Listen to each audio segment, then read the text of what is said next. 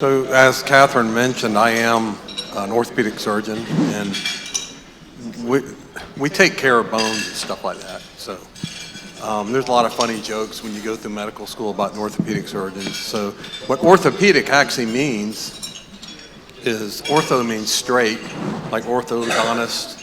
Pedic means child, so orthopedist is straight child. And the original orthopedist took care of children. In fact, I saw a little kid walking up when I went in the elevator with a cast, a little girl, like, I don't know, yay tall, probably 2 years old, running around with their cast on her right leg. They're pretty amazing. But that's what the orthopedists did. We've kind of morphed away from that. We do a lot of stuff with, well, obviously we take care of fractures, we take care of muscle disorders and inflammation. I've learned more from Dr. Bryan about that than I knew when I walked in here.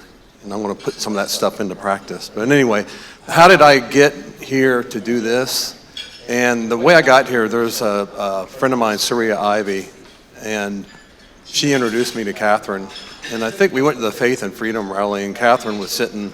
My wife bonded with Catherine and Surya immediately. So when I told my wife that I was going to do this, she was, oh yeah, if Catherine's doing that, you need to do that, okay? So I like to think of myself, first I'm a Christian and I'm a believer and I believe in life. I don't heal anybody. All I do is line things up and God heals them. God's a healer. We're the tool. And I believe that. And I go back, I was thinking about what I could start with, and I'll tell you, there was a time when I thought that I knew everything because I'm in residency and I've done all this stuff and I learned all this stuff. And one of my best friends got a girl pregnant. He was going to get married to her, and I remember he was not a believer, and I said, "What are you going to do?" He said, "I want to get married." And I said, "Well, you know, my brother got this girl pregnant when he was 17 and she was 16. They ended up getting married, and it was a disaster, and the marriage broke up, and the poor kid's been tossed back and forth with the wind. And how much better it would have been for him if they would have just ended the pregnancy and not worried about all this." And then he did something to me. He put a personality on that kid. His name was Tyler. He's just turned 40 years old. And he asked me, "What's your nephew's name?" And I said, "His name's Tyler."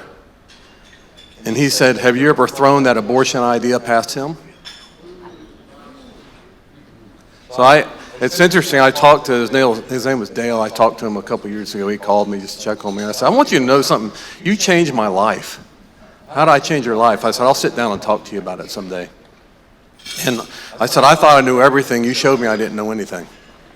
And you showed me that thing that I thought was a thing and life would have been better without was actually a kid named Tyler, who's now 40 years old, and it's one of the most important things in my life." So I think part of being a doctor and being a physician is learning to adapt and learning to be able to change. Has everybody heard of Oswald Chambers? Do y'all know who he is? So I've been reading, he's got a whole book of his it's pretty hard to read sometimes, but I was reading this thing. Who knows what agnosticism is? Does anybody know anybody that says they're an agnostic? Yeah, that's Greek. It means I don't know. What's the Latin word for agnostic? Does anybody know? It's ignoramus. It's funny, James Kennedy I remember him hearing a talk, and he said, whenever somebody tells me I'm an agnostic, I always say, "Oh, so you're an ignoramus." And so I always thought that was funny. He thought it was funny. So anyway, he said agnosticism is not always the deplorable thing that we imagine it to be. And acknowledged intellectual agnosticism is actually a healthy thing. The difficulty arises when agnosticism is not acknowledged. To be an agnostic means that I recognize there is more to the world than I know, and that if I am even ever to know more, it must be by absolute revelation of God. And so with that, I want to tell one other story real quick. There was a guy, Joe Flynn, that I trained with, who was this godly man, and I was doing surgery with him. I was the chief resident, and he was doing the surgery wrong. We were doing an osteotomy on a little kid where you cut the bone and realign it, and he was making the angle the wrong angle. And I said, Dr. Flynn, you're making the angle wrong. He said, no, I'm not. And I said, yeah, you are. And he said, no, I'm not. And I said, let me show you. And I drew it out. And he looked at me, he goes, I was just getting ready to make the angle wrong. And I said, I know. So when we finished the surgery, he walked up to me and he said, I need to talk to you before we leave. So I thought I was going to get in trouble because I corrected him in front of the nurses, so I said, okay. So I'm sitting there waiting to get yelled at because I did that. And he walked in and he sat down and he looked at me and he said, do you know what the best compliment for a teacher is? I said, no, sir. And he said, correction by his pupil. And he said, thank you for not letting me hurt that child. Yeah. So we're going to talk. I'll go real quick about my education. I went to undergrad at the University of Florida and then did my residency or medical school at South Florida, residency in Orlando. And then I ended up in Georgia, and that's a whole nother story. So, and I've been in a private practice all my life, doing this. So it's only the last few years I've kind of gotten politically active, and I've always been drawn, to this pro-life thing. And I'm pleased to be here. I'm happy to be here, and I'm glad you guys are just doing what needs to be done. And I was going to read you one more quote real quick, and this is for you, Catherine. It is not knowing, nor talking, nor reading, but doing that man will be at last found to be most happy. Doing. Thank you, every one of you guys. Thank you for doing. So I'm going to let our panel introduce themselves. Yes, I'm Byron Calhoun. I'm from Charleston, West Virginia. I do high-risk obstetrics called maternal fetal medicine, so I take care of all the complicated pregnancies. I do mostly prenatal diagnosis, ultrasound, and then I take care of all the patients who have hypertension and diabetes and that sort of thing. I also train residents and students and sonographers and nurses. I'm not sure. This is on, yes. My name is Joel Brind. I'm a basic medical scientist, so the doctorate is a PhD in biochemistry, physiology, and immunology. And my goal has always been to pursue the truth. And sometime around 1992, I came upon, through my studies, I had been working in cancer research, and I realized that there was a connection between abortion and breast cancer.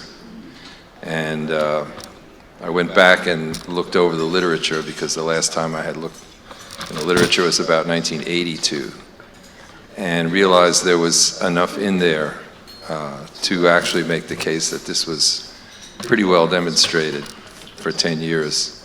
But it was also obvious that nobody was talking about it, and it was going to get buried. And at that point, I prayed about it, and that was when I realized that this was the job I needed to do.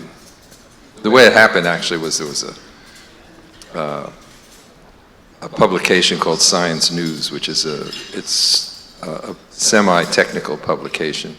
It's a lay publication, but it is a compendium of everything done in scientific research for the previous week. And it was, I remember very well, it was the October 31st, get it, Halloween, issue of Science News in 1992. And so they got a little arty-farty about it. They had the cover was about a 9-month pregnant woman in silhouette against the sunset, so it was all orange and black, and it talked about pregnancy and cancer. And in reading through the article, it said that pregnancy is known to protect a woman from breast cancer, and it struck something in my memory from about 10 years prior, that I realized that, wait a minute, it's only a full-term pregnancy that lowers the risk of breast cancer, not any pregnancy, no matter how it ends. And so that prompted me to check the literature back the previous 10 years since last I had looked at the literature regarding breast cancer and reproductive variables, and saw that that was true, and that was going to be my job. Now, I'm going on a little too long, but every time I hear myself, I realize I have to give you the rest of the story. because at the time I had just been really prompted by the Holy Spirit to get involved in pro-life activity. And so I had prayed and asked the Lord what I should be doing. And this answer came about 3 or 4 months after that. So you get this kind of believable deniability. So, it just happened for a lay audience. This is just where I happened to be, but the fact that it was answered prayer was also very unmistakable at the time. Anyway, I spent about a quarter century studying that, and I'll give you some of the fruits of that as soon as I shut myself up and pass the torch. Hello, my name is Dr. Antherica Lane. I am a Christian OBGYN practicing out of Cincinnati, Ohio. I also serve on the board of the American Association of Pro-Life OBGYNs and on the board of the Cincinnati Medical Association, which is the professional organization for Black physicians in Cincinnati. I am privileged and honored to be here in your presence and in the presence of this distinguished panel. I do have some prepared words, but we'll hold those for now while we finish our introductions. Good morning. My name is John Diggs. I live in Massachusetts, grew up in Washington, D.C. I practice internal medicine that is primary care outside the insurance model. And I've done a lot of speaking for pregnancy care centers, fundraising, that sort of thing. That's where I'm coming from. I'm Catherine's friend. We're all Catherine's friend. No, but she pays me. Well, I was going to start out with some... She pays me to be her friend. No. and you do well in your job. I'm going to start out